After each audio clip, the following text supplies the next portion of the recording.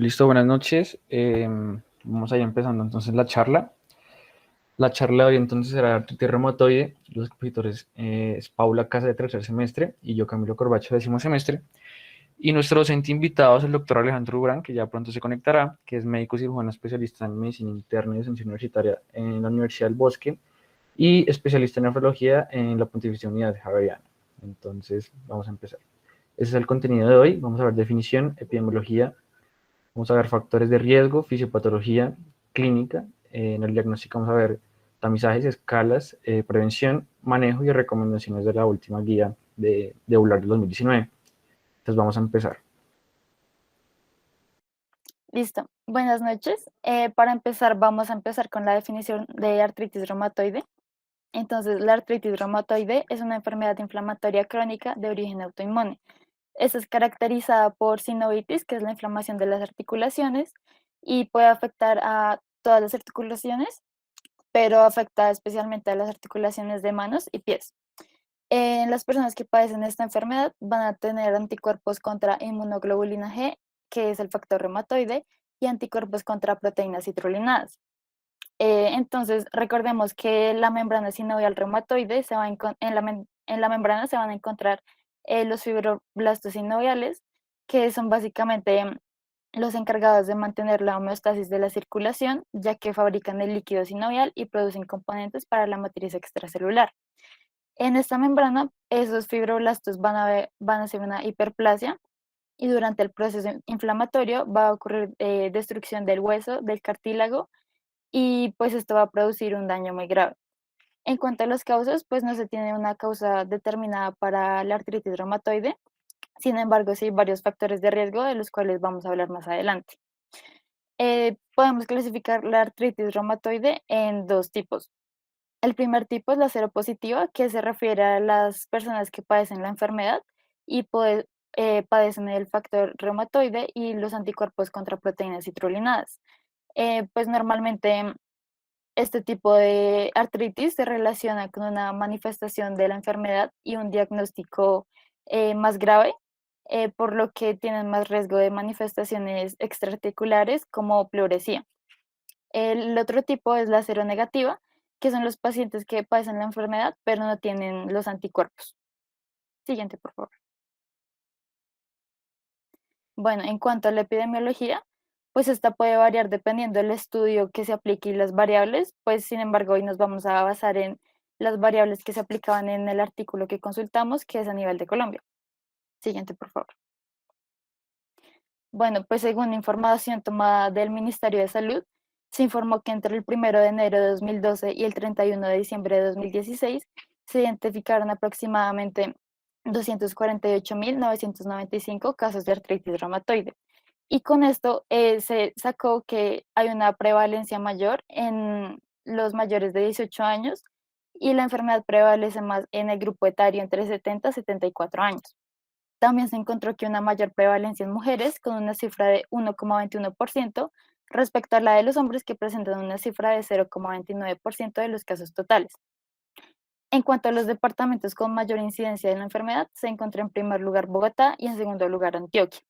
Y en cuanto a los departamentos con mayor prevalencia de acuerdo al número de habitantes, se encontró que en primer lugar está Cesar, Casanare y Risaralda. Y por el contrario, los departamentos con menor prevalencia en la enfermedad fueron el archipiélago de San Andrés y Providencia, Guainía, Valle del Cauca y Vaupés. Siguiente, por favor. Bueno, en cuanto a los factores de riesgo, los podemos clasificar en genéticos y ambientales. En los genéticos, pues hay mayor prevalencia en los pacientes que tienen el epitopo compartido y también, por ejemplo, en los gemelos monocigóticos, que quiere decir los gemelos idénticos, van a tener una probabilidad del 12 al 15% de padecer artritis reumatoide. En los factores ambientales tenemos, por ejemplo, el tabaquismo y las infecciones que van a provocar cambios epigenéticos. Entonces, el ADN se va a acetilar, haciendo que una persona se puede activar el gen de la artritis reumatoide. Pues en otros factores de riesgo podemos encontrar la deficiencia de vitamina D, la exposición a la sílice, que se encuentra más que todo en industrias farmacéuticas y alimentarias, la obesidad y cambios en la microbiota. También hay otros factores de riesgo, como que en las mujeres hay mayor prevalencia de la enfermedad. Sin embargo, pues esto no está como del todo comprobado y pues se cree que es debido a efectos estimulantes del estrógeno sobre el sistema inmunológico. Y también, pues las mujeres, la nuliparidad es otro factor de riesgo que aumenta pues los riesgos de padecer artritis reumatoide. En cuanto al aspecto familiar, se encontró que las personas que tienen un familiar con artritis reumatoide incrementan 3 veces el riesgo. Sin embargo, pues la mayoría de los pacientes no tienen antecedentes familiares. Siguiente, por favor. Listo. Entonces acaba este cuadro. Vamos a ver cómo es la cronología de los pacientes que padecen de artritis reumatoide. Entonces, en primer lugar, vamos a tener entonces un paciente susceptible, ya que pues si el paciente no es susceptible a tener esta enfermedad, pues simplemente no va a pasar nada si los factores ambientales estén presentes.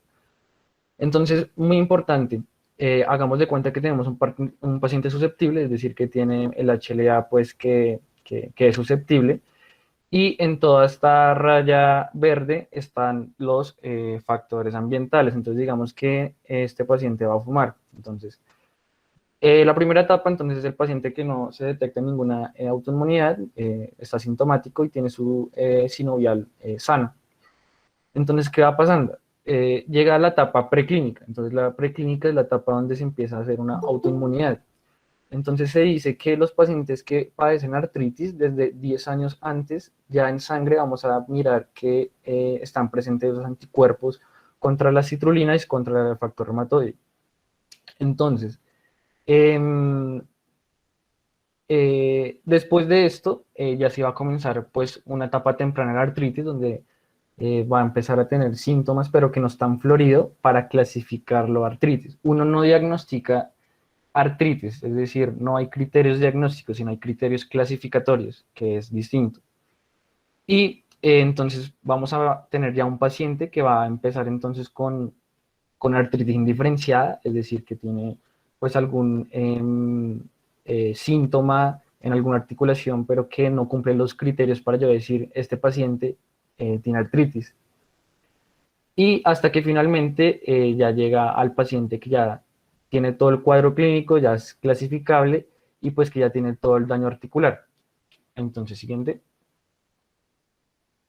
Entonces, acá vamos a ver, antes de entrar ya a la patogenia, cómo se ve una sinovial sana a cómo se ve una que tiene artritis. Entonces, como ya lo dijo Paula, en sí las sinoviales están compuestos por dos tipos de sinoviocitos, A y B.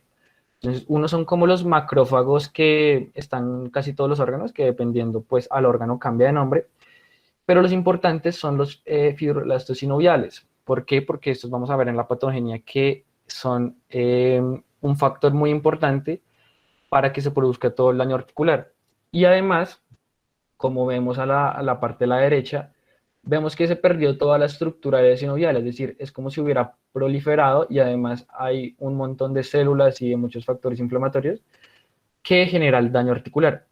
Todo esto que es la hiperplasia de los sinoviocitos y todo este cuadro que es infiltrativo es lo que se conoce como PANUS. Entonces, siguiente.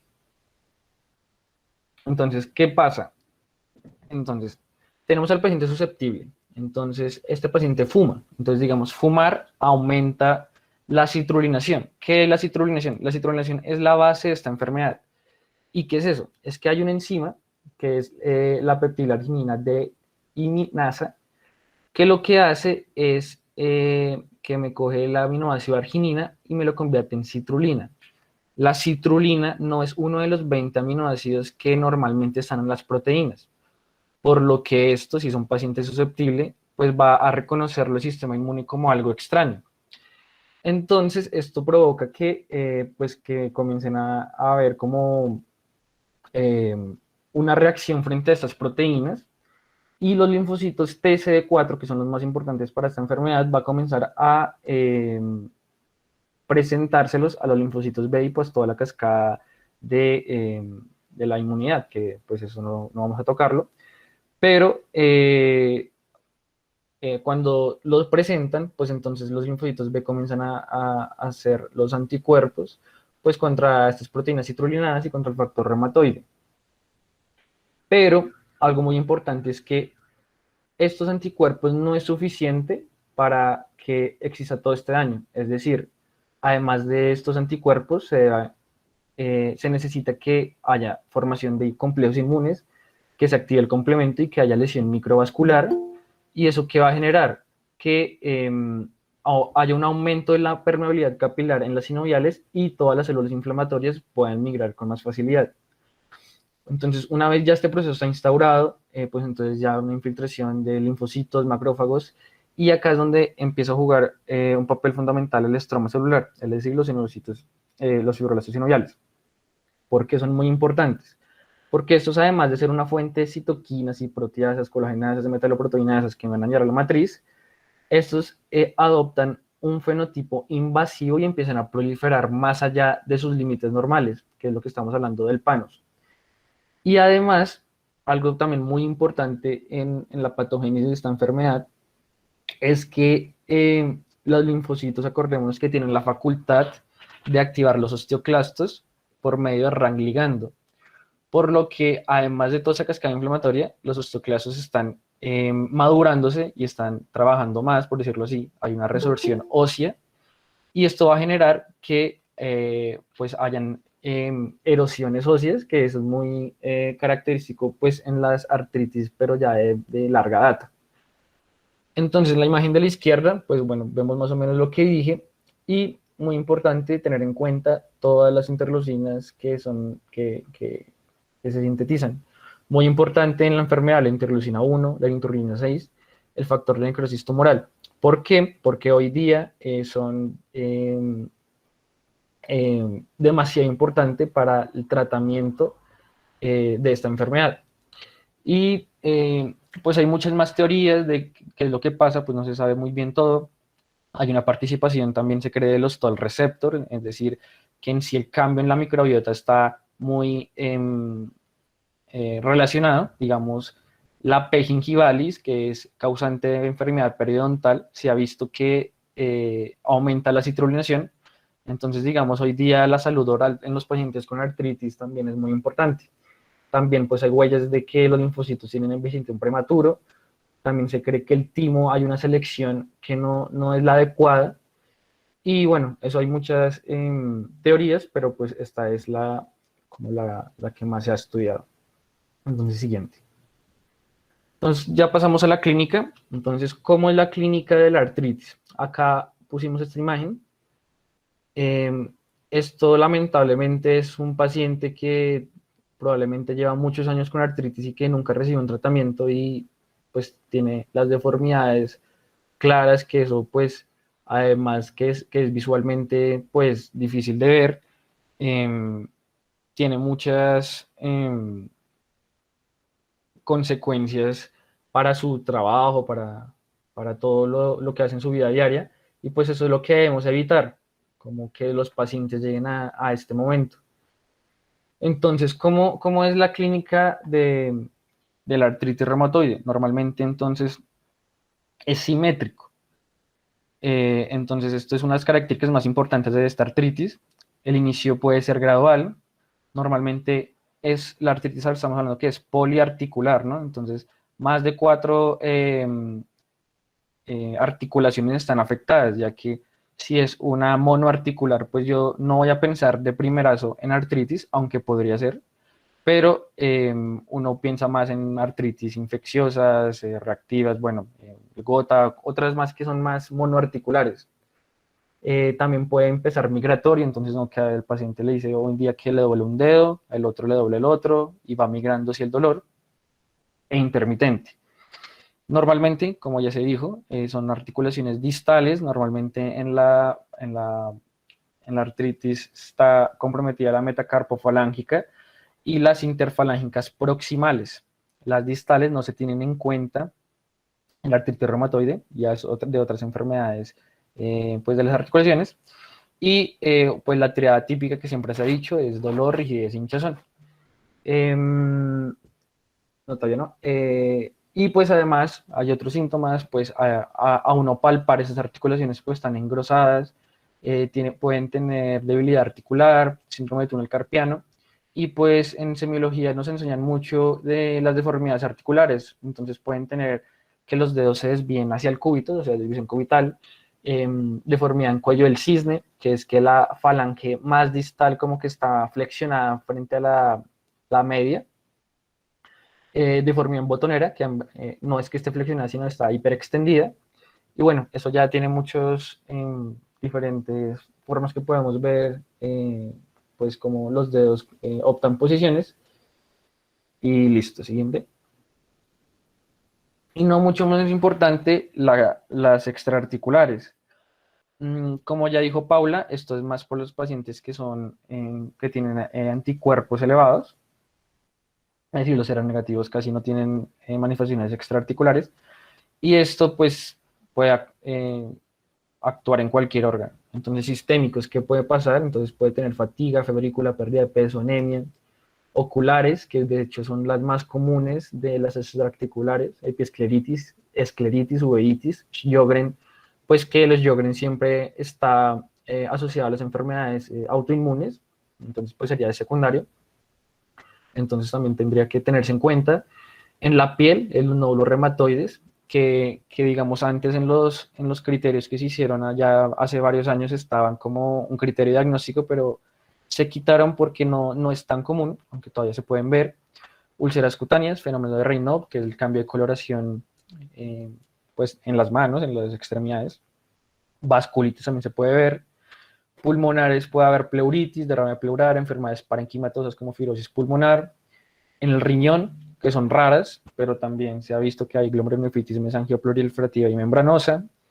En el corazón también puede haber pericarditis, miocarditis, insuficiencia cardíaca, fibrilación auricular, y hasta pueden crear nódulos, como los nódulos reumatoides, pero en el corazón, y otras como la amiloidosis, puede haber amiloidosis secundaria, pues a toda esta inflamación crónica que hay en la artritis.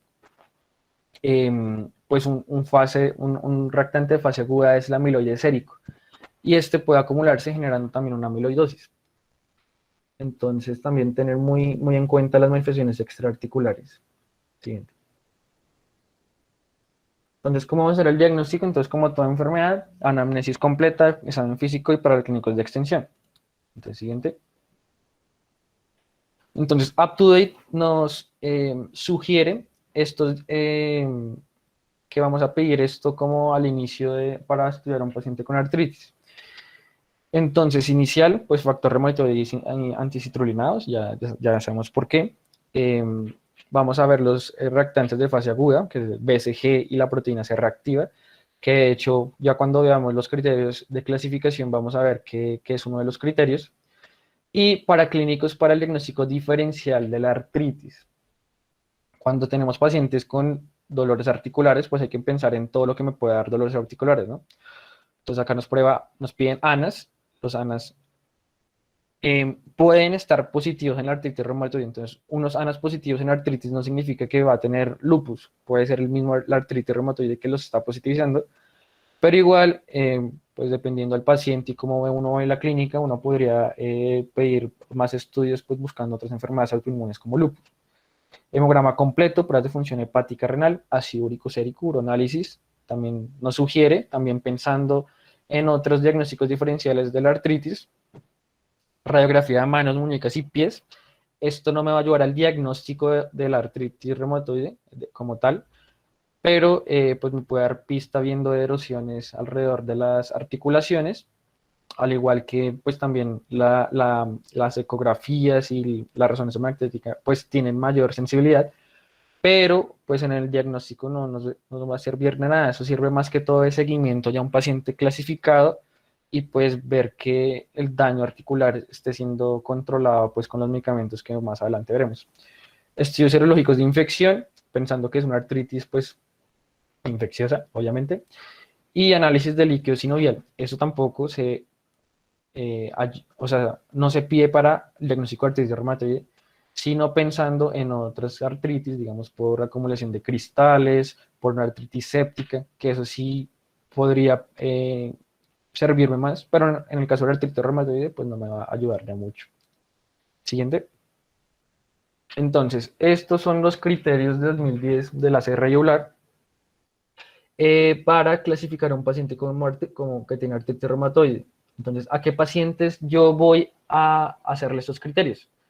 A los pacientes que tengan al menos más de una articulación hinchada y que yo no sepa, o sea, que haya, digamos en este caso, pues descartado las monoarticulares, ¿no? Pues porque un paciente con una articulación, pues yo, pues de primerazo, pues no, como dije, ya no voy a pensar en artritis, pero pues a estos pacientes ya yo podría hacerles estos criterios. Y más de 6 ya se clasifica como positivo, como que es un paciente que tiene artritis reumatoide.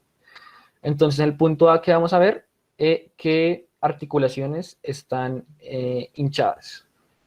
Eso es cómo se hace con examen clínico y nos lo dividen nos dividen en articulaciones grandes, es decir, como las rodillas, bueno, y articulaciones pequeñas.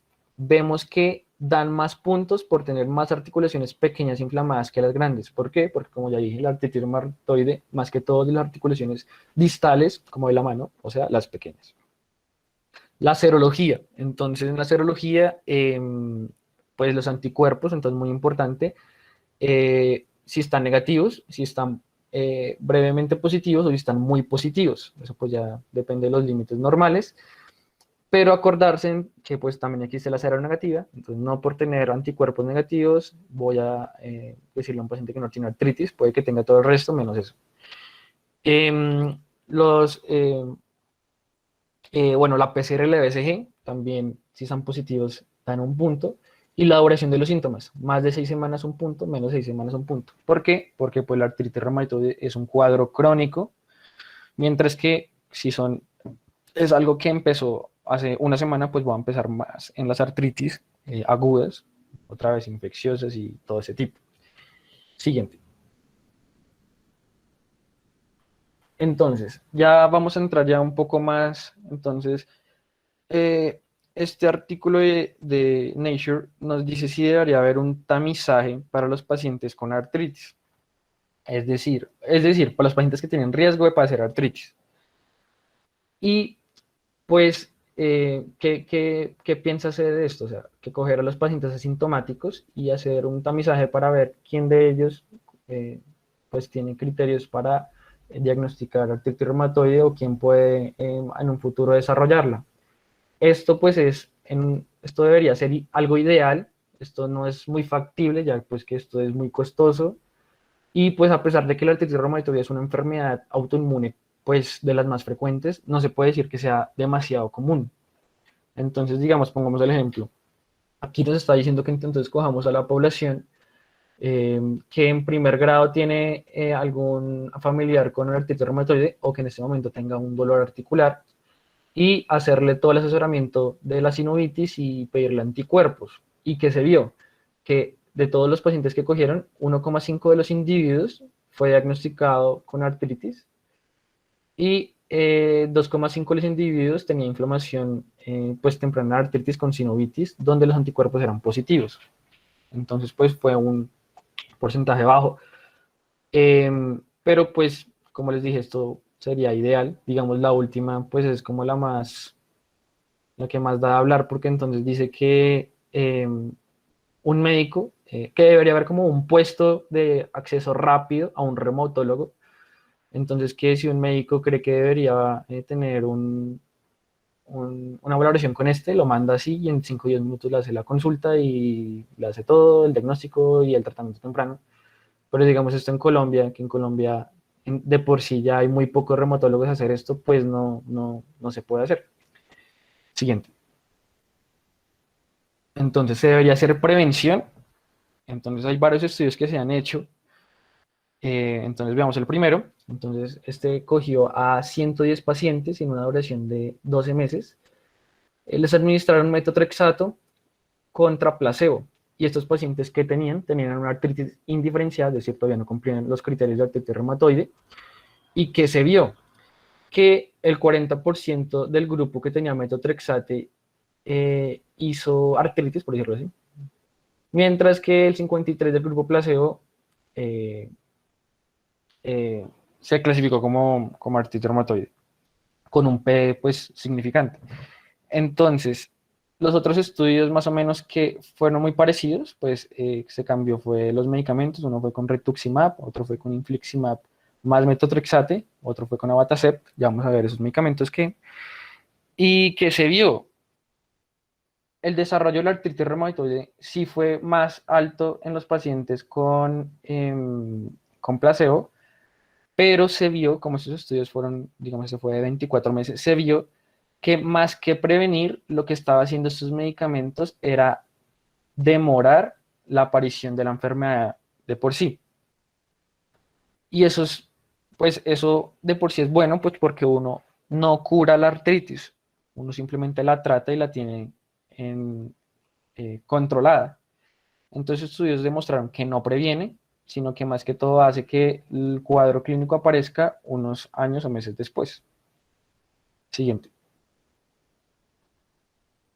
Entonces, clinimetría. Entonces son las escalas que se usan hoy día para ya los pacientes que tienen artritis, o sea, ya se clasificaron que tienen artritis reumatoide, y lo que vamos a ver es qué tan activa está la enfermedad. Para esto, digamos, esta tabla nos da 4 diferentes escalas y que medimos en esas escalas, el número de articulaciones afectadas, el número de articulaciones hinchadas. Vamos a ver la valoración subjetiva y objetiva, es decir, cómo el paciente se siente y cómo el médico lo ve.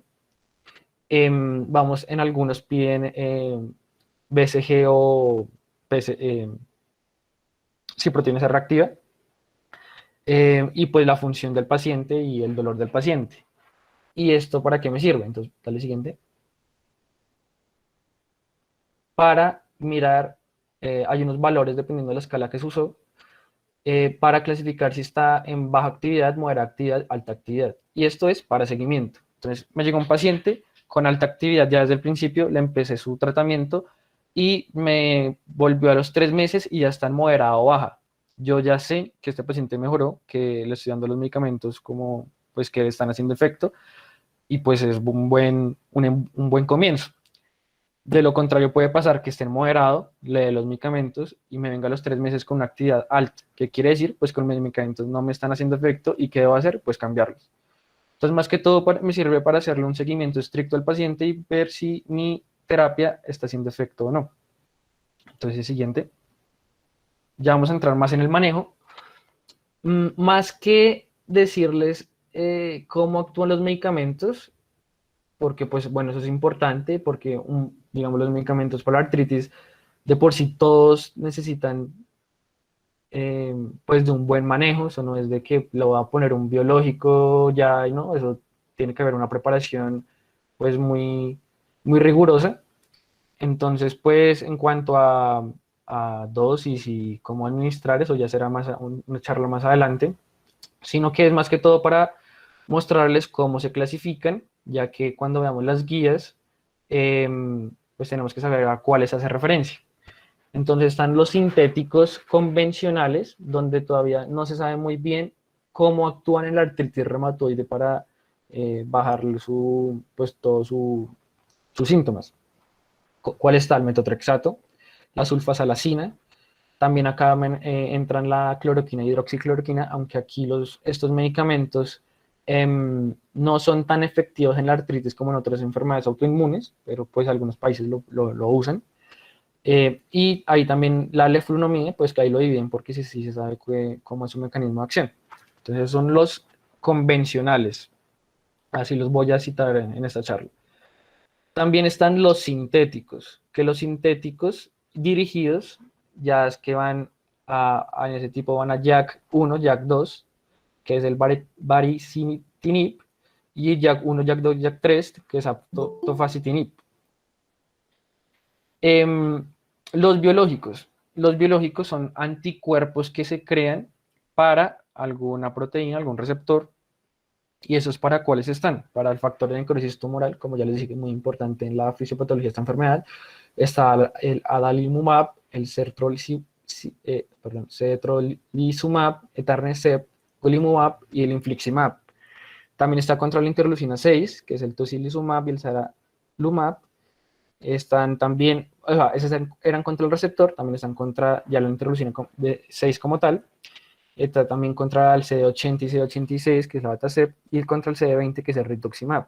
Entonces, esos son los biológicos. ¿Y qué son los biosimilares? Los biosimilares prácticamente, el problema de los biológicos, por decirlo así, es que son muy caros. Entonces, ¿qué se hace? Como es un biosimilar, cogen la molécula, la estudian, hacen equivalencias de que sea igual de efectivo, igual de seguro, y como que le hacen, por decirlo así, una copia. ¿Y esto qué hace? Pues que los precios bajen, y pues esos también pues tienen los mismos nombres. Entonces hay, digamos, biosimilar de infliximab, digamos. Entonces, eh, simplemente se positivará para eso. Entonces vamos a ver el siguiente. Entonces ya terminando la charla, vamos a ver entonces el manejo y las recomendaciones. Entonces, ¿cómo va a ser el manejo de un paciente con artritis reumatoide con diagnóstico recién diagnosticado? Entonces tenemos al paciente. Entonces, el medicamento de elección, el número uno, es el metotrexato. Y siempre al inicio se combina con ciclos cortos de glucocorticoides. Eso es como la combinación que uno empieza. Los glucocorticoides son medicamentos muy buenos en la artritis reumatoide porque o sea, esos medicamentos modifican el curso de la enfermedad. Todos los medicamentos que yo les acabé de mencionar modifican el curso de la enfermedad, es decir, me detienen síntomas y hacen que no progresen. Mientras que hay medicamentos como los AINES que se pueden usar para los síntomas, pero los AINES no me van a impedir de que siga habiendo el daño articular de estos pacientes. Entonces, metotrexate con glucorticoide. Y mirar en 3 meses si está siendo efectivo. Y si en 6 meses no alcancé la meta, sigo con la segunda fase. Sí, pues continúo. Entonces, ¿qué hice la segunda fase? Tengo que ver, ¿el paciente tiene criterios de mal pronóstico o no? Ya más adelante vamos a ver cuáles son. Si no tiene criterios de mal pronóstico, ¿qué vamos a hacer? Cambiar por otro convencional. ¿Cuáles eran los convencionales? Entonces estaba el metotrexate, estaba la flunomida y la sulfasalacina. Entonces puedo cambiar o adicionar uno de estos medicamentos. Y normalmente también se usan glucocorticoides. Los glucocorticoides, muy importantes, se usan más que todo como puente. Es decir, mientras inicio la terapia, los glucocorticoides como que me ayudan. Pero acuérdense que los glucocorticoides a largo plazo pues tienen muchos efectos adversos, por lo que se prefiere que solo se usen, digamos, en artritis de 3 a 6 meses y continuar simplemente con los otros medicamentos. Entonces, este paciente sí tenía criterios de mal pronóstico. Entonces, ¿qué vamos a hacer? Entonces, acá nos dice adicionar algún biológico o algún sintético. Adicionar, es decir, tengo metotrexate. Si el paciente me está tolerando el metotrexate, pero no está siendo muy efectivo, yo la adiciono. No se lo quito, sino se lo adiciono. Y miro, ¿mejoró en 3 meses o no? Y lo mismo, si mejoró, continúo. Si no, sigo con la tercera fase. Entonces, dale siguiente. ¿Y cuál es la tercera fase? Entonces vamos a cambiar de biológico. Eh, Se puede cambiar a otro que tenga otro mecanismo de acción o a uno mismo, a uno que tenga el mismo mecanismo de acción. ¿Por qué? Entonces, se vio que, digamos, pacientes, sobre todo con los que tienen inhibidores del factor de necrosis tumoral, de que el cuerpo puede crear anticuerpos contra esas moléculas. Es decir, que si yo uso otra molécula, pero que tenga el mismo mecanismo de acción, podría serme eficaz. Por lo que entonces es lo que me dice la guía. Entonces, cambio de biológico o cambio de sintético. Y lo mismo, miro en 3 meses a 6 meses si mejora, continúo. Si no, otra vez vuelvo a cambiar de biológico o de sintético. Entonces, dale siguiente. Entonces, ¿qué nos recomienda las guías? Entonces, esas son las guías celulares del 2019, ya para acabar. Entonces, primero, tratamiento inmediato. Un paciente que apenas tenga ya clasificado el artritis reumatoide, yo no debo esperar, debo de una vez iniciar el tratamiento. ¿Para qué? Pues para evitar todos los daños que puede tener estos pacientes. Segundo, el objetivo es la remisión. La remisión se hace con las escalas que les mostré, entonces tener una actividad de la enfermedad muy baja o pues ya en remisión, ese es el ideal de que todos esos pacientes deben llegar.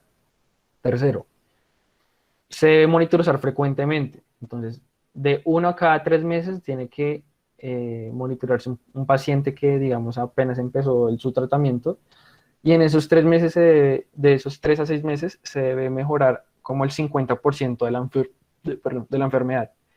Y si no, pues ya uno ya tiene que ajustar la terapia. Cuarto, el metotrexato es la primera línea. Entonces, no hay ningún estudio que diga que un biológico sea mejor que el metotrexate más glucocorticoides en pacientes sin tratamiento previo con metotrexato. Es decir, es la mejor opción, más económica, porque los biológicos de por sí son muy caros. Em, y pues igual, como ya les comenté, el metotrexato, pues a pesar de que, digamos, no me funcione con este paciente, pues yo le adiciono otro medicamento y pues los dos medicamentos como que me van a tener mejor resultado que solo tenerlo uno, por decirlo así. Entonces, quinto, si el paciente tiene alguna contraindicación para utilizar metotrexato, ¿qué debo hacer? Usar otros convencionales, no irme una vez a los biológicos, sino usar leflunomida o sulfasalacina. Sexto, como ya les dije, glucocorticoides siempre al iniciar o cambiar alguno de los medicamentos. ¿Por qué? Porque se usan como puente y acordarse, ciclos cortos y eso pues tiene que tener eso no es quitarlos de una, sino tiene que tener como progresivamente su disminución de dosis, em, pues para evitar varios efectos adversos de los glucocorticoides. Siguiente. Séptimo, en ausencia de factores de mal pronóstico, o sea, como vimos en el algoritmo, si no tiene mal pronóstico, en vez de llegar a los biológicos, primero a los convencionales. ¿Y cuáles son los factores de mal pronóstico? Entonces, que tenga persistentemente alta o moderada actividad pues en las escalas, que tenga altos niveles de reactantes de fase aguda, que tenga muchas articulaciones hinchadas, que tenga factor reumatoide o anticitrulina en niveles muy altos, que tenga erosiones tempranas o que me haya fallado dos o más convencionales. Estos son, yo los catalogo como mal pronóstico. Entonces, como en la séptima que dice, si no tiene estos factores, sigo con otros convencionales. Octavo. Entonces, si falla o si tiene mal pronóstico, agregar biológico o sintético. Entre los biológicos y los sintéticos se promedió que tienen eficacia similar, por lo que para elegir un medicamento de cuál biológico le va a hacer o cuál sintético le va a poner, más que todo tengo que tener en cuenta es la historia clínica completa de los pacientes. Más adelante, ya en la otra semana, veremos que agregar un biológico se necesita pues una historia clínica muy buena y hay que pedirle muchas cosas pues para evitar muchos efectos adversos de los biológicos y de los sintéticos. Entonces, pues tener cuidado con esos medicamentos. Noveno, entonces, si tengo un convencional, se debe combinar con los biosimilares o con los sintéticos, porque como ya les dije, un medicamento, por decirlo, dos medicamentos es mejor que uno, como que tanto el biológico como el convencional me va a tener mejor resultado que solo el convencional. Siguiente. Si un biológico o un sintético ha fallado, considerar tratamiento con otro biológico o con otro sintético con el mismo mecanismo de acción o diferente, como ya les dije. 11. Se puede considerar una reducción gradual. Entonces, llegó mi paciente, ya está con metotrexato, ya no está usando glucocorticoide, ya lo dejó hace rato, y está con tocilizumab, están con esos dos medicamentos. Y el paciente lleva en remisión 6 meses. Entonces yo puedo coger el biológico y comenzar a reducir su dosis. ¿Cuál es el problema de esto? Pues que reducir las dosis de estos medicamentos puede generar que haya algún brote, es decir, que haya una exacerbación. Y esto es malo, ¿por qué? Porque cada vez que haya exacerbaciones, pues hay daño articular. pero pues igualmente esto la guía pues nos lo sugiere, y más pues que como tiene los dos medicamentos, pues yo le estoy bajando al biológico antes que el convencional todavía lo dejo. Y ya la última recomendación es ya, este paciente ya está en remisión y solo está con metotrexato.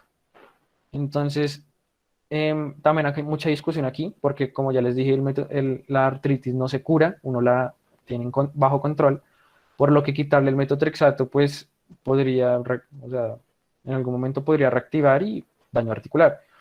Por lo que nos sugiere que sí podríamos reducir la dosis, pero pues ya quitarlo ya sería, no sería tan beneficioso para el paciente. Y la siguiente, esta es la grafía que se usó. Entonces, pues era una charla corta para más que todo los puntos más importantes. Y pues no sé si hay alguna pregunta. No se vayan a ir, hay un Kahoot para los que quieran participar. Entonces, no sé si hay alguna pregunta. El doctor Durán ya está en la charla. No sé si también el doctor Durán quiera decirnos algo. Buenas noches para todos. No, muy bien. Veo que hicieron los ajustes. Ya yo creo que habíamos comentado las observaciones el día de ayer y me parece que está muy bien, muy completa la exposición. Más bien aprovechar si hay preguntas de los asistentes para aclarar con muchísimo gusto y pues sobre todo que ustedes les puedan aclarar a ellos y si no, pues con mucho gusto estoy yo acá pendiente. ¿Listo? Listo, doctor, muchas gracias. Entonces, no sé si... Hola, yo tengo una pregunta. Qué pena. Sí, Jaime. Bueno, primero, nada, muchas gracias por la charla. De verdad, estuvo súper corta, pero estuvo muy, muy, muy concisa y me gustó mucho.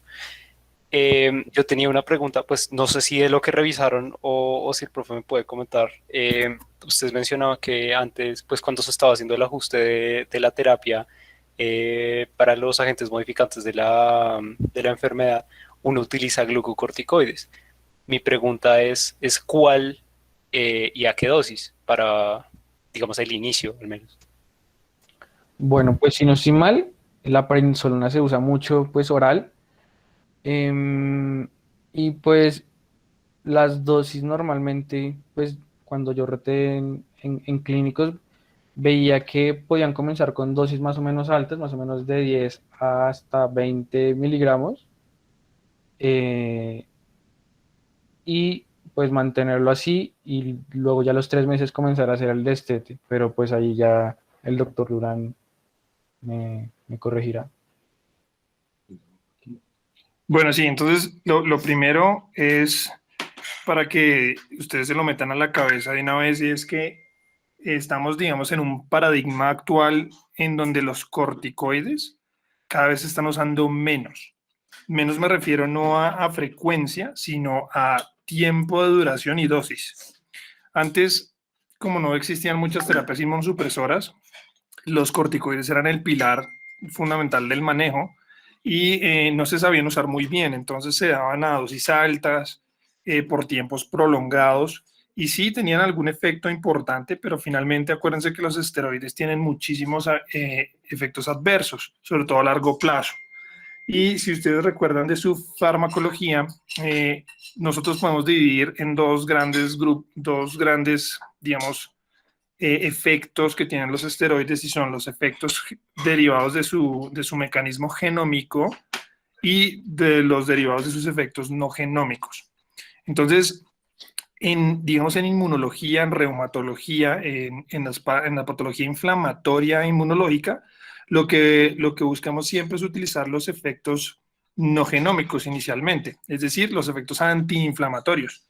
Y para eso podemos utilizar dosis altas y lograr un efecto, digamos, relativamente rápido en inflamación para prevenir el daño de órgano o de sistémico, ¿cierto? Si ya los mantenemos en el tiempo, empiezan a activarse los efectos, digamos, que ya tienen que ver con el genoma, con traducción de proteínas y efectos enzimáticos, que son por lo general dañinos o que no queremos. Entonces acuérdense que viene la osteoporosis, la hiperglicemia, la hipocalemia, la hipertensión arterial, la dislipidemia, la hiperglicemia, la diabetes, ¿cierto?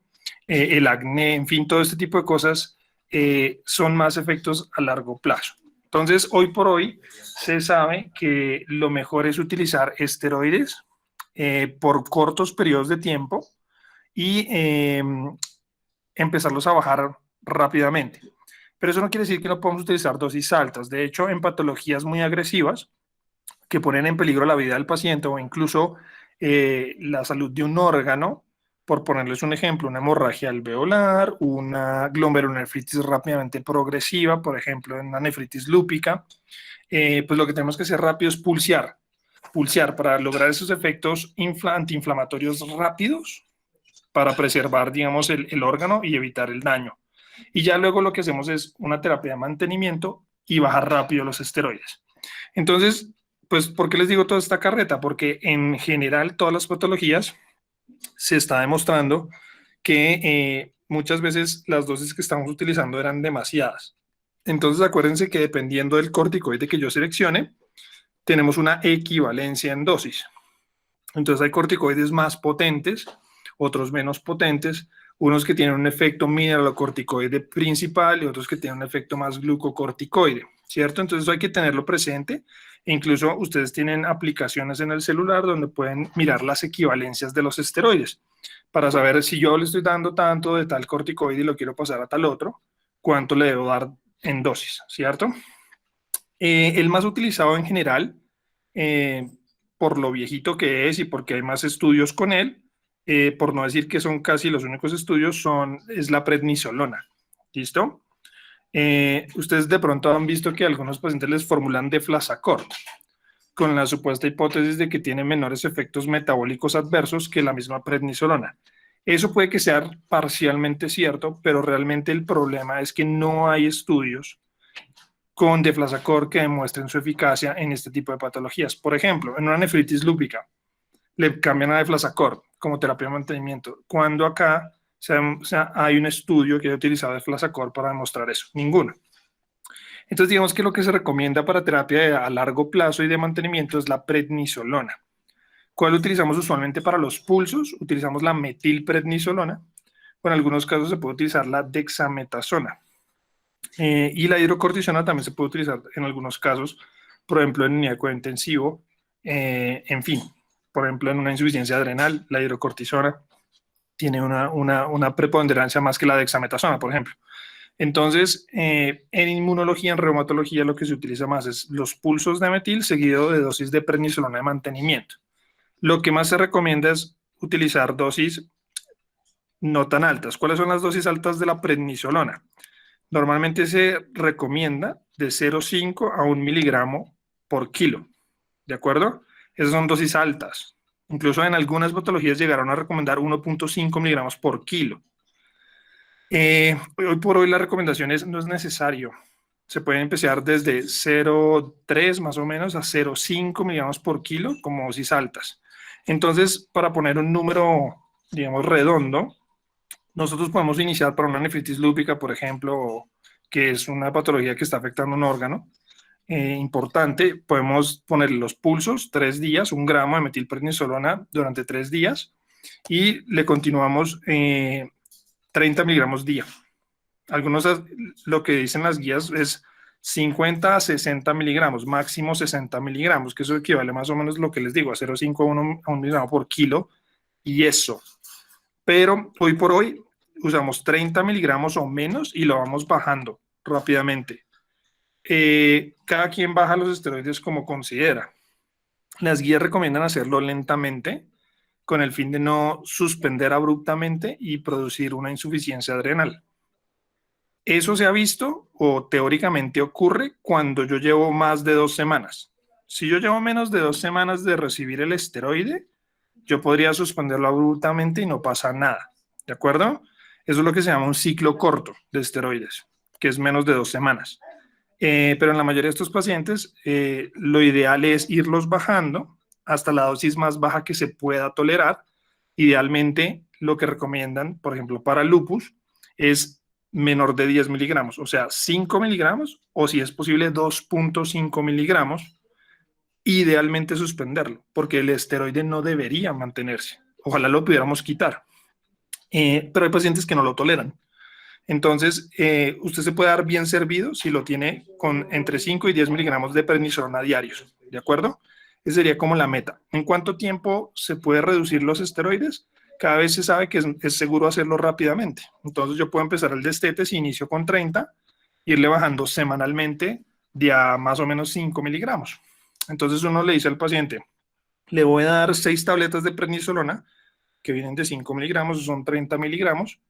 Tómeselo así durante el primer mes, ¿cierto? Las primeras 2 o 3 semanas, y a partir de la segunda, tercera semana, le puede empezar a bajar de una tabletica. Y la dejamos en 20, la dejamos en 10 y lo voy mirando, porque es que si yo lo desteto muy rápido, también puede activarse la enfermedad nuevamente y perder ese beneficio. Entonces, tampoco es bueno hacerlo muy rápido, pero lo que sí se recomienda es que de aquí a 6 meses, el paciente ya no debe tener esteroide o lo debe tener a la dosis mínima tolerada. Ese sería el ideal, ¿de acuerdo? Y cada vez más los estudios demuestran que eso es factible y que es mejor porque previene efectos adversos, sobre todo infecciosos. ¿Listo?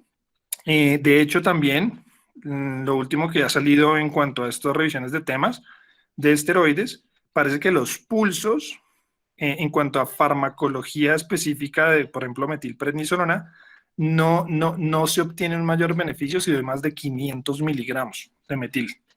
Entonces, eso que uno manda pulsos de 1 gramo, pues probablemente no sea necesario porque la eficacia no aumenta y probablemente sea más que suficiente 500 miligramos, ¿de acuerdo? Por 3 días separados. Hay un artículo muy interesante que se llama algo así como corticoides, un paradigma para repensar, algo así, donde nos habla un poquito sobre estos mecanismos genómicos y no genómicos y por qué cada vez estamos usando menos los corticoides y por qué deberíamos hacerlo. Y sobre todo nos dan muy bien las bases farmacológicas para usarlos bien. Es un artículo muy, muy bonito, cortico. Si les interesa alguno, me dicen, yo lo busco y se los envío. Es chévere el artículo. Ahí está más o menos la respuesta de lo que está preguntando Herrera. ¿Listo? No sé si quedó claro. Sí, profe, toca es mirar bien para las dosis y eso. Porque pues sí, supongo que cambiará como en artritis reumatoide o lupus. No, en general es muy parecido para todo. Es decir, estos mismos esquemas de esteroides se utilizan muy parecidos en artritis, en esclerosis, en espondiloartropatías, en lupus. Entonces, realmente, incluso en las mismas glomerulopatías, eso es lo que se está dando a entender y es que cada vez deberíamos utilizar menos esteroides. ¿Listo? Entendido. Pero pilas, no quiere decir que no los usemos. Hay que usarlos, sobre todo cuando hay mucha inflamación y cuando hay riesgo de que haya falla de un órgano. Entonces, por ejemplo, en una vasculitis del sistema nervioso central, una nefritis lúpica, una nefritis de cualquier etiología, ¿cierto? Algo que esté afectando la integridad de un órgano, hay que usar esteroides a dosis altas y luego quitarlos rápidamente. ¿Listo? En artritis, probablemente no sea tan importante las dosis altas al inicio y podemos hacer más una dosis de mantenimiento, más sobre todo para aliviar el dolor y la inflamación. ¿De acuerdo? Más que porque nos estrese que se nos vaya a morir el paciente. No sé si hay más preguntas o algo así. Sí, está. Pues, Luis y Camila tienen la mano levantada. Hola, buenas noches. Sí, Camila, dale de Colombia. Vale, gracias. Yo quería hacer una pregunta en cuanto a las medidas no farmacológicas y es que tengo entendido que se hizo una revisión en cuanto a lo que es la parte, pues como de manejo de dieta, en lo que es el ayuno y la restricción a todo lo que es la ingesta de calorías, ya que favorece, digamos, puede favorecer a la disminución de todo lo que es la producción de prostaglandinas y leucotrienos y eso ayuda a la remisión de los síntomas de los pacientes, pero quisiera saber si realmente son recomendaciones que uno puede hacer y si tienen, digamos, algún nivel de evidencia como que sugiera que sí son prácticas que se deberían realizar. Sí, pues Camila, los artículos que revisé para esta exposición, más que la de calorías, la verdad no lo leí, pero sí recomendaban primero que todo dejar de fumar como medida no farmacológica muy importante, pues ya como les dije que eso aumentaba la citrulinación, y decían que también aumentara el consumo de pescado, que pues de por sí de todas las grasas que aporta, pero que esas medidas todavía no estaban así 100% estudiadas que sean beneficiosas para el paciente. Pero de calorías, la verdad, no estoy seguro de eso. No sé si el doctor sepa. Sí, digamos, la respuesta, digamos, es un poco simple. La respuesta concreta es no, no hay evidencia fuerte que soporte que esas medidas tengan un impacto significativo en desenlaces duros en los pacientes, específicamente hablando, digamos, que se les mejora la artritis o algo así. Sin embargo, sí hay algunos estudios observacionales, algunas evidencias preclínicas también que nos dicen que algunos tipos de dietas, y esto no solo para artritis, sino en general, tienen efectos antiinflamatorios porque tienen una menor catabolia y generación de procesos inflamatorios. De hecho, ustedes saben que la obesidad, el síndrome metabólico, es una patología proinflamatoria y hoy por hoy se sabe que esas patologías proinflamatorias aumentan el riesgo cardiovascular, la aterosclerosis, ¿cierto? Entonces, la disfunción endotelial. Entonces, es muy importante disminuir, digamos, esa parte inflamatoria con la dieta. Ahora, ¿cuál es la dieta exacta para hacerlo? No se sabe. Probablemente sí sea una dieta balanceada con más frutas y verduras, que tienen efectos antioxidantes también, ¿cierto? Menor cantidad de hidratos de carbono y bajas en grasas. Y ricas en grasas poliinsaturadas, como pueden ser los pescados u otras fuentes, digamos, de este tipo de ácidos grasos buenos que ayudan con esa parte de la oxidación también y radicales libres. Ahora, sí se sabe que la obesidad en sí misma agrava muchas patologías, incluidas la artritis. Como ustedes ven en la charla, la obesidad es un factor de riesgo para el mal control de la artritis también. Además de que por sí los obesos generan daño mecánico en las articulaciones y entre más daño mecánico tengamos en las articulaciones, pues más inflamación vamos a tener y peor daño de la artritis reumatoide. Entonces, ¿qué podría uno recomendarle a un paciente con artritis? Pues que baje de peso, que coma saludable, porque no solo es la artritis, sino que comer bien le beneficia para muchas cosas. Entonces, no se vuelven hipertensos, no hacen enfermedad coronaria, no hacen diabetes y todo este tipo de cosas pues son favorables. Entonces, esa sería como la respuesta sencilla. Sí vale la pena recomendar eso, aunque haya estudios así supremamente bien diseñados y con recomendaciones fuertes para decir, es que si usted come menos tales cosas se mejora. No, pero tiene una lógica y una recomendación viable para hacerlo. O sea, sí es bueno decirle eso a los pacientes que lo hagan. Vale, muchas gracias. Hola, buenas tardes. Sí. Noches, perdón. Muy buena presentación, primero que todo, me gustó mucho y pues había leído un poco más del tema y de la clasificación de las artritis reumatoides. Encontré, doctor, pues también Camilo, encontré que había una artritis seronegativa y seropositiva que se diferenciaba porque la seropositiva iba más a los anticuerpos antinucleares y la seronegativa, sobre todo, es autoinflamatorias. Entonces, quería preguntar por qué se manejan igual. Pero no son antinucleares, es anticitrulinadas y factor reumatoide, ¿no? Ah, ok. Pero pues se tratan igual porque en sí, a pesar de que los anticuerpos no estén, pues ocurre la misma fisiopatología, es decir, toda la inflamación pues de las sinoviales se va a dar. Y pues a pesar de que estos medicamentos, digamos, los convencionales, no se sabe cuál es el mecanismo de acción, pues en pacientes tanto seropositivos y seronegativos, pues tiene su beneficio. Em, pero pues no sé, doctor, qué digo. Sí, no entiendo bien la pregunta de Luis, pero pues sí, existe la artritis reumatoide seropositiva y la artritis reumatoide seronegativa. Eso puede ser, digamos, una hipótesis que es un espectro de la misma enfermedad. que probablemente se comporte como seronegativa y tiene que ver es con el factor reumatoide y las citrulinas, como decía Corbacho, y que de pronto en el seguimiento a futuro se terminen desarrollando los anticuerpos. Eso es una teoría. ¿Necesariamente tiene que pasar eso? No. De hecho, también es posible que la artritis seropositiva en algún momento negativice factor reumatoide y citrulinas. Ahora, ¿eso impacta en algo? Realmente no. Por eso la recomendación no es que yo debo hacer citrulinas y factor reumatoide de seguimiento. En últimas, aquí lo que prima es la clínica y independientemente que sea seropositivo o no, el tratamiento usualmente empieza de la misma manera. ¿De acuerdo? Porque lo que decía Corbacho, finalmente la patología de fondo, la fisiopatología tiene que ver con el proceso inflamatorio, aunque no se hayan producido este tipo de anticuerpos. Ahora, ¿qué sí cambia? El pronóstico y la severidad. Usualmente los pacientes seronegativos tienen artritis reumatoides mucho más tranquilas, menos severas, con menos manifestaciones extraarticulares, de mejor pronóstico y más fáciles de tratar.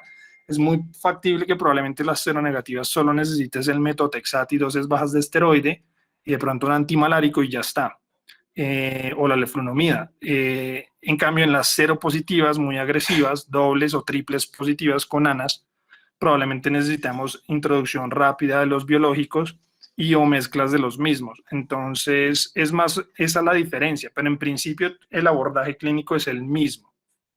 ¿Qué es importante? Que obviamente si son seronegativas, que no sea otra patología, ¿no? Que no estemos ante otra artritis que no sea una artritis reumatoide. Por ejemplo, una espondiloartropatía, que en principio las espondiloartropatías son seronegativas. ¿Listo? No tienen factor reumatoide positivo, pero producen una inflamación similar. Y si ustedes se dan cuenta, las espondiloartropatías tienen cierta similitud en el manejo. Yo también les doy sulfasalacina, yo también les puedo dar metotrexate, por ejemplo, la artritis psoriásica, ¿cierto? La sulfasalacina en la espondilitis anquilosante, también les doy anti-TNFs a la espondilitis anquilosante. Entonces, fíjense que la fisiopatología de fondo es muy parecida, pero quizás se difiera un poco en la producción de estos anticuerpos. Ok, profe. Y Vamos la entonces. última. Cuando el CCP es el que predice las erosiones articulares, cuando este disminuye, ¿se podría decir que vamos a ver paciente con menos erosiones? ¿O Sí, de hecho, los títulos de esos anticuerpos sirven de pronóstico, es decir, si los tiene más bajos, los daños articulares y por eso es que son pronósticos. La idea de toda esa terapia es tener los títulos muy bajos, porque tener títulos bajos, pues, hace que los pacientes tengan menos síntomas y que el daño articular no avance y no haya más. Entonces, de hecho, sí, tener esos anticuerpos bajos es bueno pues, para evitar eso. Pero pilas, una aclaración. O sea, si yo tengo un anticuerpo positivo y otra persona lo tiene negativo, pues es mejor pronóstico tenerlo negativo. Si yo tengo el anticuerpo positivo en ambos, pero uno lo tiene a títulos más altos, seguramente tiene peor pronóstico el que los tiene a títulos más altos.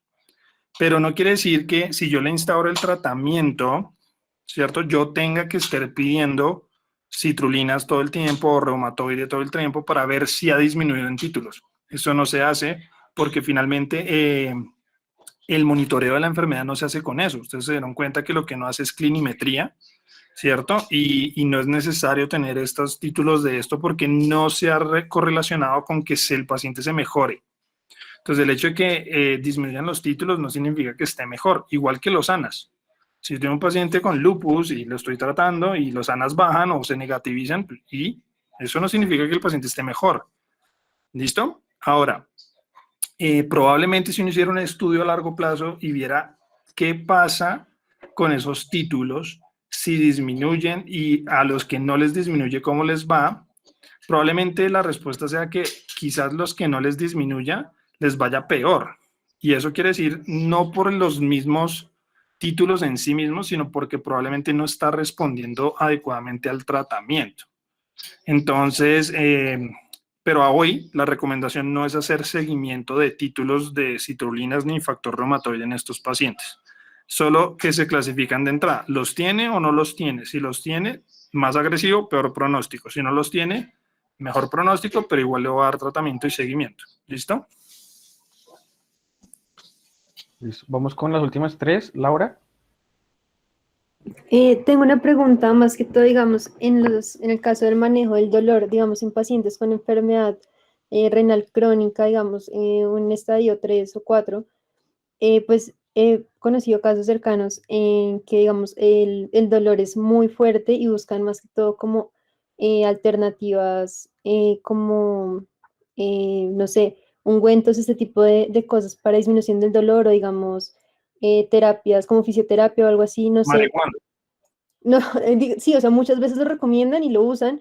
Entonces quisiera saber, digamos, en este tipo de pacientes en los que obviamente la inflamación se asocia tanto al dolor, ¿qué se recomienda? ¿Qué dice el grupo? Corbacho. Doctor, pues yo he visto que las infiltraciones, ¿no? De hecho, pues en clínicos usan mucho que en dolores así muy agudos y eso, pues pueden ayudarse con infiltraciones en las articulaciones. Pero pues no sé ya esas cremas que si sirvan o no, la verdad.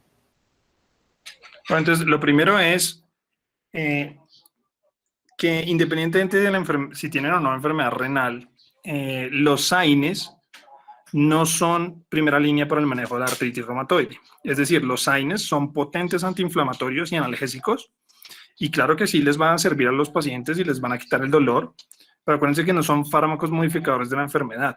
O sea, la enfermedad va a seguir, va a progresar y van a tener solo alivios transitorios por su efecto antiinflamatorio analgésico transitorio, y eso los va a llevar a abusar de los AINES y a las complicaciones derivadas del abuso de los AINES, como por ejemplo la enfermedad renal, la enfermedad ulceropéptica, hemorragia de vías digestivas, ¿cierto? Entonces, digamos que no es recomendado el uso de AINES en estos pacientes. Y desafortunadamente hay muchos pacientes que cuando van al médico lo que le prescriben son los AINES y los tienen ahí a punta de AINES N tiempo en vez de estudiarlos, hacerles un diagnóstico. Entonces, eso métanselo en la cabeza. Por supuesto, si el paciente tiene enfermedad renal de cualquier tipo, de cualquier estadio, pero por supuesto estadios avanzados, contraindicados absolutamente el uso de los AINES. ¿Qué analgésicos se utilizan en estos pacientes y en general en los pacientes con artritis reumatoide? Los esteroides, ¿de acuerdo?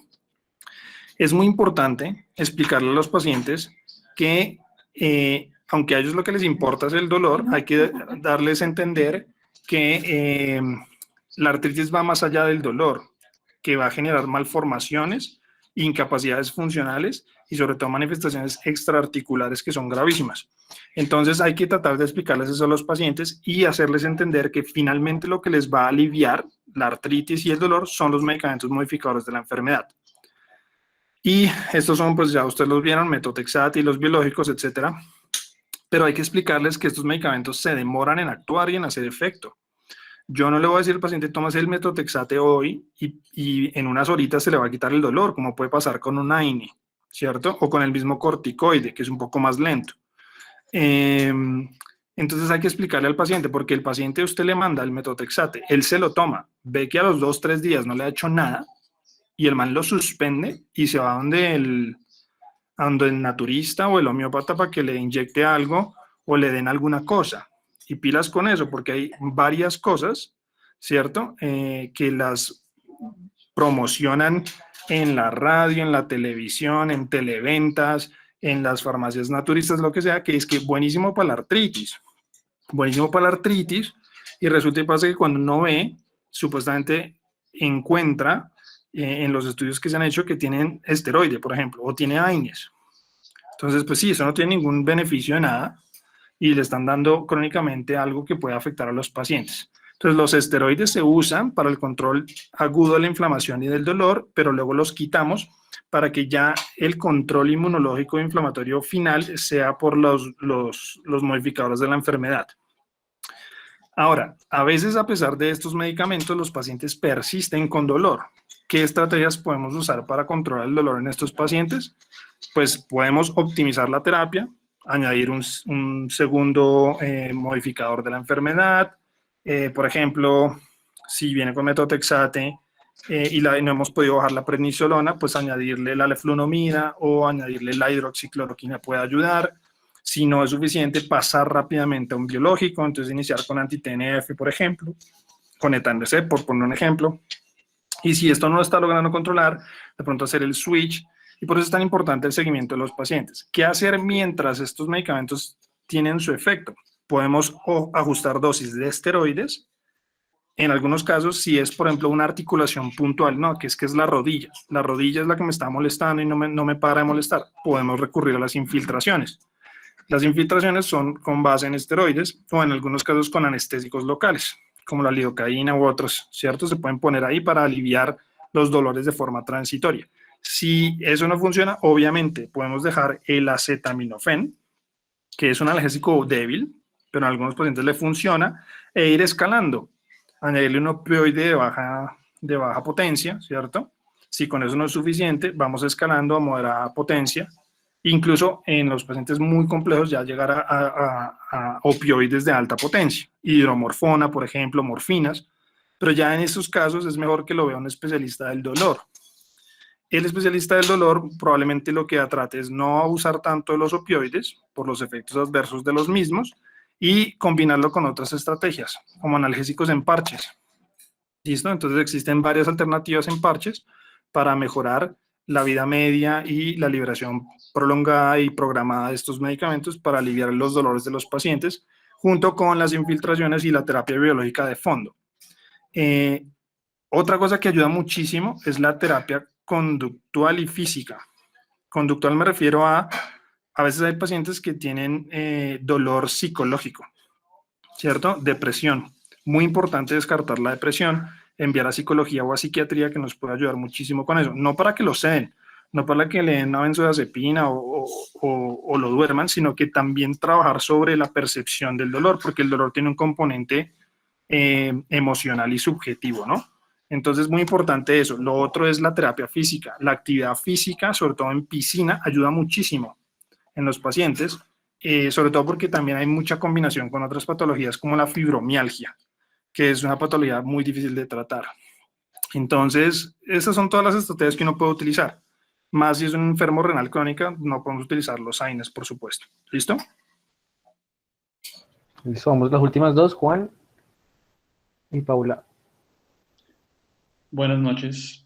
Buenas noches, Juan. Gracias por la charla y mi pregunta es que con respecto a la terapia con pulsos, de corticoides, tengo entendido que inicialmente priman los efectos no génicos y posteriormente en el tiempo ya son más bien los efectos génicos. Mi pregunta es, yo nunca he entendido con respecto a esos efectos no génicos que hay una especie de estabilización de la membrana que si uno, por ejemplo, lo pone en contexto de un granulocito que evita la degranulación, la liberación de ese contenido y de esa forma se disminuye esos cuadros proinflamatorios. No entiendo muy bien cómo se hace el proceso de estabilización de la membrana, o sea por un cambio de polaridad o de pronto algún electrolito o qué es lo que ocurre en la membrana para que no pues se estabilice, entre comillas. Bueno, Juan Camilo, ¿usted en qué semestre está? En sexto, doctor. Ah, ok, en sexto. Bueno, lo primero es que me gustaría que me mostrara dónde leyó eso, de la estabilización de la membrana, porque la verdad yo no lo he escuchado ni lo he visto. Ahora, ¿qué es cierto de los corticoides? Que los corticoides tienen muchas acciones de las cuales no conocemos ni el 10%. O sea, hay muchos efectos que sabemos que tienen, pero no sabemos por qué, ¿de acuerdo? Y es precisamente por eso es que los corticoides son tan peligrosos, porque tienen mecanismos múltiples, muchos de los cuales desconocidos, que intervienen con muchas cosas, incluso con los efectos genómicos, que no podemos predecir y controlar a ciencia cierta. De ahí que la medicina ha evolucionado a terapias dirigidas, y cada vez tenemos terapias mucho más específicas de una citoquina en particular, un receptor en particular, una ruta de señalización en particular, porque tenemos claro qué hace esa ruta, qué pasa si la bloqueamos y qué puede pasar si no la bloqueamos. Con los esteroides eso no pasa. Entonces hay muchas cosas que no podemos explicar de cómo actúan los corticoides y cómo funcionan. Por eso le digo, me gustaría ver dónde leyó eso de la cosa de la membrana, porque no lo veo. Ahora, Los corticoides tienen que ver con fosfolipasas, que están también, que tienen que ver con los fosfolípidos de membranas, ¿cierto? Tiene que ver también con trastornos hidroelectrolíticos que pueden tener que ver con los potenciales de acción de las células, pero que yo conozca un mecanismo específico que explique eso, probablemente no lo hay o yo no lo conozco. Por eso me gustaría ver de dónde lo leyó, para que podamos investigar mucho más a fondo esa parte. No es como tal que lo haya leído en un artículo o un texto como tal, doctor, sino que el semestre pasado nos dio la clase el doctor Feliciano y él hizo mucho énfasis en eso, en las acciones no genómicas de los glucocorticoides. Y digamos que para la charla yo volví a repasar mis apuntes y tengo eso anotado varias veces, la estabilización de la membrana. Entonces, Listo, entonces de tarea, Juan Camilo, escríbale a Feliciano y dígale que le mande el artículo, ¿listo? Dígale, doctor Feliciano, me acordé de usted y quisiera ahondar más en esta cosa. ¿De dónde usted sacó la información? ¿Me la podría compartir? Muchas gracias. Y nos la pasa y miramos, ¿listo? vale, doctor, muchas gracias. Vale.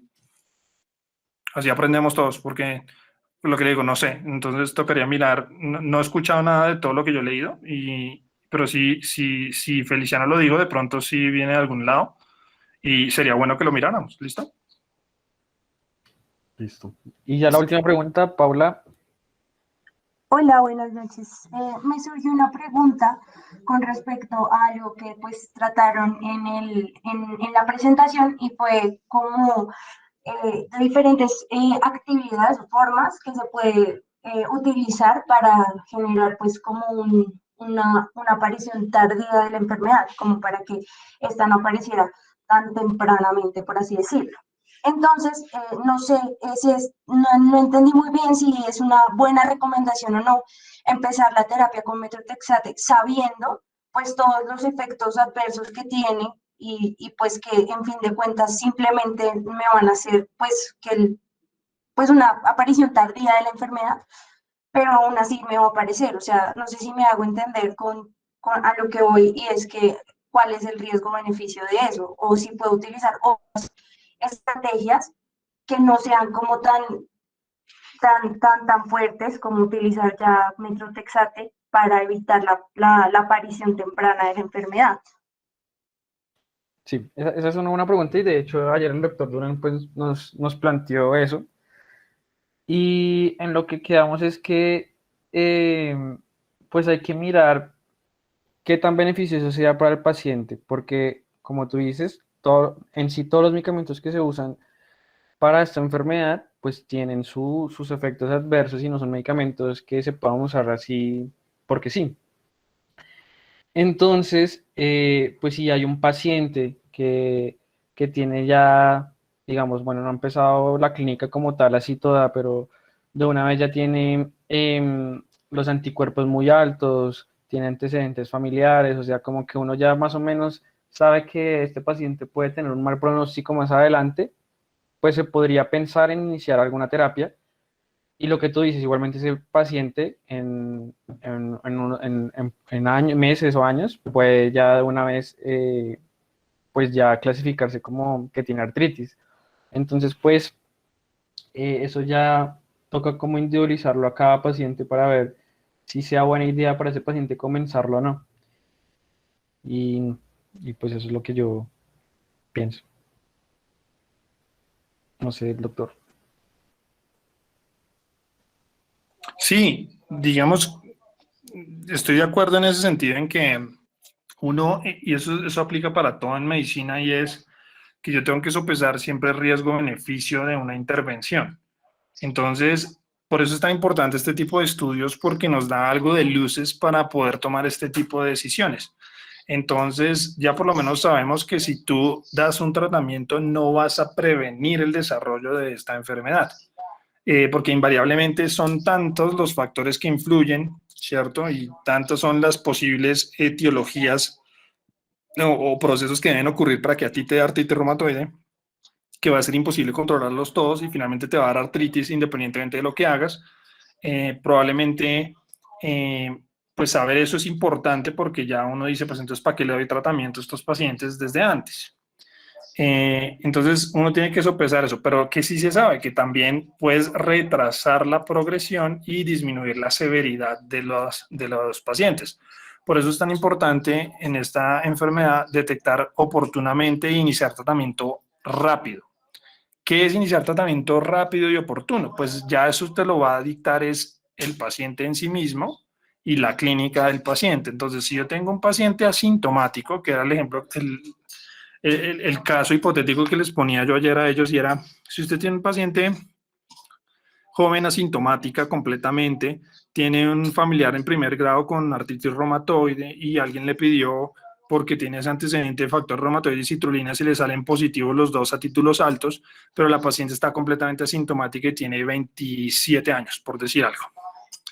¿Qué hacemos ahí? ¿Le damos tratamiento? No, eso está demostrado que esos pacientes, 100% tarde que temprano, desarrollan artritis reumatoide.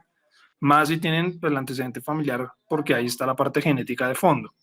Entonces uno dice, bueno, si yo le inicio tratamiento ya, ¿qué voy a hacer?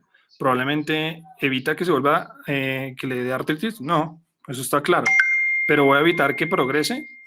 Sí, eso también está claro, pero la pregunta es, ¿ya tiene artritis? ¿En este momento tiene artritis?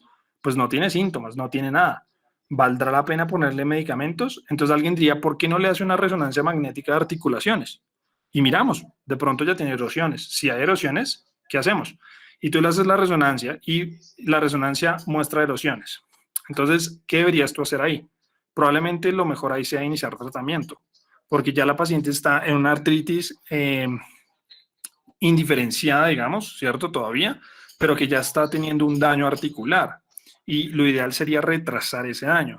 Pero uno dice, pero ¿cómo así? Si es que es joven, está asintomática, ¿qué le vamos a poner? Probablemente le vamos a iniciar con medicamentos a dosis bajas, más espaciados, ¿cierto?